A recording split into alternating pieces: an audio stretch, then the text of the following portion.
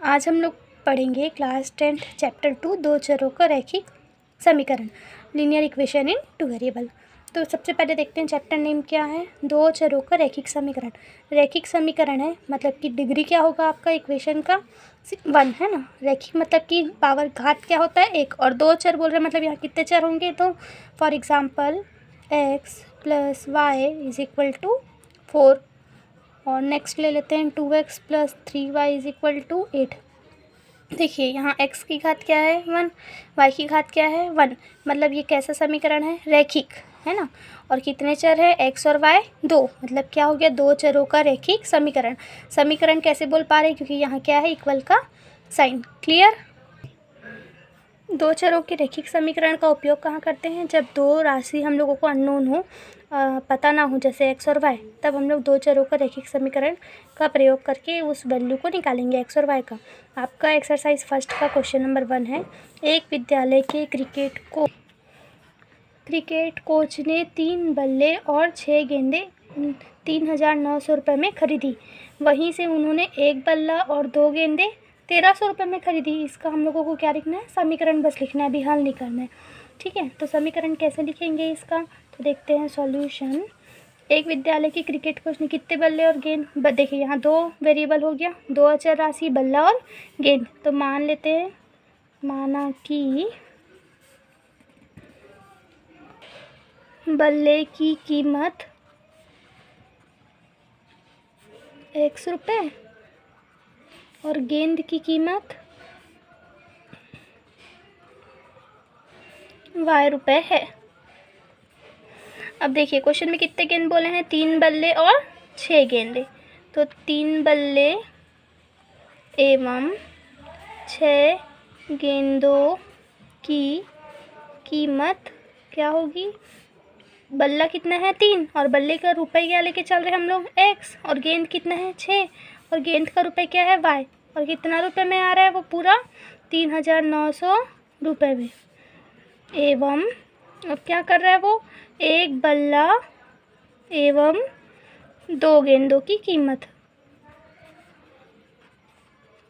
एक बल्ला और 2 गेंदों की कीमत। तो एक बल्ला कितने रुपए का है x रुपये का, और 2 गेंद 2 गुना y कितने रुपए में आ रहा है 1,300। ये दो इक्वेशन आपके आंसर है। दूसरा क्वेश्चन क्या है, दो संख्याओं का योग 16 तथा उनका अंतर 8 है।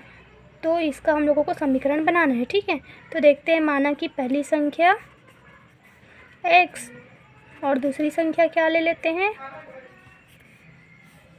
y। अब दोनों संख्याओं का योग कितना बताया है प्रश्नानुसार 16। तो प्रश्नानुसार दोनों संख्याओं का योग मतलब कि प्लस, तो x plus y is equal to 16, और उनका अंतर मतलब कि माइनस, तो x minus y is equal to 8। यही आपका आंसर है।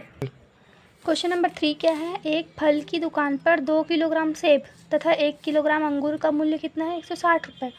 उसी दुकान पर 4 किलोग्राम सेब व 2 किलोग्राम अंगूर का मूल्य कितना है 300 रुपये। इसका हम लोगों को समीकरण बनाना है। तो ले लेते हैं, माना कि सेब का मूल्य x रुपये और अंगूर का मूल्य y रुपये। अब क्या बता रहा है प्रश्नानुसार, 2 किलोग्राम सेब एवं 1 किलोग्राम अंगूर है ना। तो 2 किलोग्राम सेब मतलब 2x और 1 किलोग्राम अंगूर मतलब y। इसका मूल्य कितना है 160 रुपये। और अगला क्या बता रहा है इसी क्वेश्चन में कि 4 किलोग्राम सेब व 2 किलोग्राम अंगूर। तो 4 किलोग्राम सेब मतलब 4 गुना x है, क्योंकि सेब का मूल्य क्या है x और अंगूर का क्या है y, तो 2y इज इक्वल टू कितना हो जाएगा 300। ये दो इक्वेशन बन गया, यही आपका आंसर है। अब देखते हैं क्वेश्चन नंबर 4। क्वेश्चन नंबर 4 क्या, नरेश ने अपनी पुत्री से कहा कि 7 साल पहले मेरी आयु तुम्हारी आयु से 7 गुनी थी और अब से 3 साल बाद मेरी आयु तुम्हारी आयु की 3 गुनी हो जाएगी। इसका 2 इक्वेशन हम लोगों को बनाना है। ठीक है, तो देखते हैं। मान लेते हैं, माना कि नरेश की आयु क्या है, x। नरेश की आयु x और उसकी पुत्री की आयु क्या है, y। अब 7 साल पहले, तो 7 साल पहले नरेश की आयु क्या हो जाएगी, पहले बोल रहे मतलब क्या करना पड़ेगा, माइनस। तो 7 साल पहले नरेश की आयु क्या हो जाएगी, x माइनस 7, और पुत्री की आयु क्या हो जाएगी, y माइनस 7। अब इन दोनों में क्या रिलेशन दिया है कि नरेश क्या बोल रहा है अपनी पुत्री से कि 7 साल पहले मेरी आयु तुम्हारी आयु से 7 गुनी थी।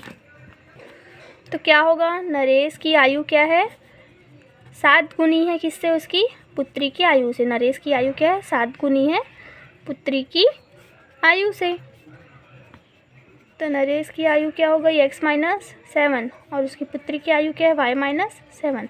ब्रैकेट ओपन कर लेते हैं, x minus 7 is equal to 7 into y, 7y, 7 7 जा 49। इक्वेशन एक साइड ट्रांसफ़र कर लेते हैं, तो ये प्लस इधर ट्रांसफ़र होगा तो माइनस, और माइनस ट्रांसफ़र होगा तो प्लस इज इक्वल टू 0। तो ये x माइनस 7y, अब ये माइनस और ये प्लस, प्लस माइनस क्या होता है, माइनस। तो माइनस करेंगे और साइन किसका रहेगा, ग्रेटर नंबर का, इसलिए प्लस। ये आपका इक्वेशन फर्स्ट बन गया। ठीक, 3 साल बाद अब देखते हैं। तो 3 साल बाद, अब बाद का कंडीशन है तो क्या होगा, एज में प्लस करेंगे, है ना। तो 3 साल बाद नरेश का एज क्या हो जाएगा, नरेश की आयु पहले कितनी थी, x, अब कितना हो गया, x प्लस 3, और उसकी पुत्री की आयु क्या हो जाएगी, पहले कितना था, y, अब कितना हो जाएगा, y प्लस 3। अब क्या बता रहा है प्रश्नानुसार कि नरेश की जो आयु है वो क्या है, 3 गुनी हो जाती है। 3 साल बाद कितनी गुनी हो जाती है, 3 गुनी हो जाती है उसकी पुत्री की आयु से। तो नरेश की आयु कितनी गुनी हो रही है, 3 गुनी। तो 3 गुना पुत्री की आयु। अब नरेश की आयु क्या है, x प्लस 3, 3 गुना क्या हो गया, पुत्री की आयु। तो x plus 3 is equal to 3 into y, 3y, और 3 3 जा 9। फिर से इक्वेशन को एक साइड ट्रांसफ़र कर लेते हैं, तो ये प्लस है इधर ट्रांसफ़र हुआ तो माइनस, और ये प्लस है ट्रांसफ़र हुआ तो माइनस। इक्वेशन क्या बन जाएगा, x minus 3y minus 6 is equal to 0। ये हमारा फर्स्ट इक्वेशन है और ये हमारा सेकेंड इक्वेशन है। यही इस क्वेश्चन का आंसर है। अब हम लोग इन समीकरणों को हल करने की विधि पढ़ेंगे। तो सबसे पहले हम लोग देखेंगे ग्राफीय विधि। ठीक है, टोटल 3 विधि होती है, ग्राफीय विधि, विलोपन विधि और प्रतिस्थापन विधि। तो सबसे पहले हम लोग ग्राफीय विधि देखते हैं। इसमें हम लोगों के पास 3 कंडीशन होगा। पहला, जब हम लोग ग्राफ बनाएंगे तो दोनों रेखाओं का जो समीकरण है उसको हल करने पे वो किसी एक बिंदु पर क्या करेगी, प्रतिच्छेद करेगी। तो जब किसी एक बिंदु पर वो प्रतिच्छेद करती है तो उसको हम लोग क्या बोलेंगे, अद्वितीय हल। ठीक है, जब किसी एक बिंदु पर वो प्रतिच्छेद करती है मतलब कि वो उसका अद्वितीय हल है। दूसरा कंडीशन ये होता है कि वो किसी भी बिंदु पर प्रतिच्छेद न करे। 2 रेखाएं जो हैं वो किसी भी बिंदु पर प्रतिच्छेद नहीं करेगी, मतलब कि दोनों रेखाएं क्या होंगे, पैरेलल, समांतर। अगर दोनों रेखाएं समांतर है तो इसका मतलब है कि कोई हल नहीं है, क्योंकि कहीं पे भी कट नहीं कर रहे। अगर किसी भी पॉइंट पे इन लोग एक दूसरे को प्रतिच्छेद नहीं कर रहे हैं तो कहाँ से हल निकलेगा। तो ये वाला कंडीशन क्या होता है, कोई हल नहीं है।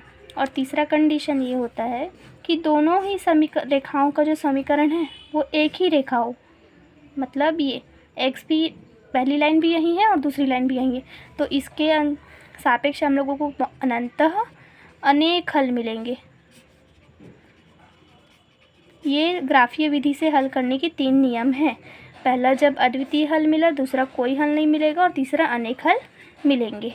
ठीक, अब इससे रिलेटेड हम लोग प्रश्न देखते हैं, ग्राफीय विधि से कैसे हल करेंगे।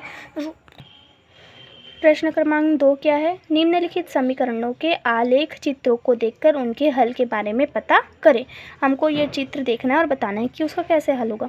और देखिए, आप लोग देख रहे हैं कि यहाँ पे कितने 2 समीकरण हैं। उन दोनों समीकरणों का ये ग्राफीय विधि दिया है, 3x plus 2y minus 12 is equal to 0 और x minus 5 plus 1 is equal to 0 में।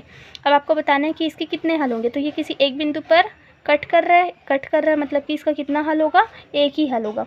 तो उसको हम लोग क्या बोलते हैं, कितने हल होंगे, एक ही हल। तो एक हल है मतलब कि उसको हम लोग क्या बोलते हैं, अद्वितीय हल। अद्वितीय हल है। और उसमें x और y का मान क्या मिल रहा है, तो देखो यहाँ किस बिंदु पर वो काट रहा है, 2 और 3। तो x का मान क्या होगा 2 और y का मान क्या हो जाएगा 3। इसी का हम लोग देखते हैं बा क्वेश्चन। बा क्वेश्चन क्या है, समीकरण 3x + 6y = 15 और x + 2y = 5 में कितने हल होंगे। तो देखिए यहाँ पे आपको क्या मिल रहा है, एक लाइन मिल रहा है, मतलब यहाँ पे ये भी उसका हल है, ये भी उसका हल है और ये भी इसका हल है, और ऐसे ही बहुत सारे हल मिलेंगे। मतलब इसके क्या हो गए, अनंत हल है या अनेक हल है। ठीक है, तो जब भी ऐसा कंडीशन होता है तो हम लोगों को x और y का कोई भी एक फिक्स वैल्यू नहीं मिलता है। अब इसका हम लोग समीकरण 3 देखते हैं। समीकरण 3 क्या दिया है, -4x + 6y = 3 और 2x - 3y = 5 में कितने हल होंगे ये देखना है। अब देखिए आप यहाँ ग्राफ में देख रहे हैं, तो ये दोनों ग्राफ क्या है, एक दूसरे के समानांतर है, किसी भी बिंदु पर एक दूसरे को प्रतिच्छेद नहीं कर रहे हैं। तो जब भी समांतर का कंडीशन आता है तो उसका क्या होता है, कोई हल नहीं है, और कोई हल ही नहीं है तो हम लोग x और y का मान बता पाएंगे क्या, नहीं, मतलब यहाँ भी कोई भी मान हम लोग नहीं लिखेंगे। अब देखिए क्वेश्चन नंबर 4 क्या है कि x + 2y = 3 और 4x + 3y = 2 का आपको ये ग्राफ दिया है। अब देखिए इस ग्राफ में आपको क्या मिल रहा है कि ये फिर से एक बिंदु पे क्या कर रहा है, प्रतिच्छेद कर रहे हैं, और किस बिंदु पर प्रतिच्छेद कर रहे हैं, -1 और 2। मतलब इसका कितना हल होगा, एक हल है, मतलब कि अद्वितीय हल है, यूनिक सोल्यूशन है। ठीक है, और इसका मान क्या आ रहा है, -1 और 2। ये एक्सरसाइज कंप्लीट हुआ। अगर इससे रिलेटेड कोई भी क्वेश्चन हो तो कमेंट कीजिए, और अगर वीडियो पसंद आए तो लाइक कीजिए। Thank you.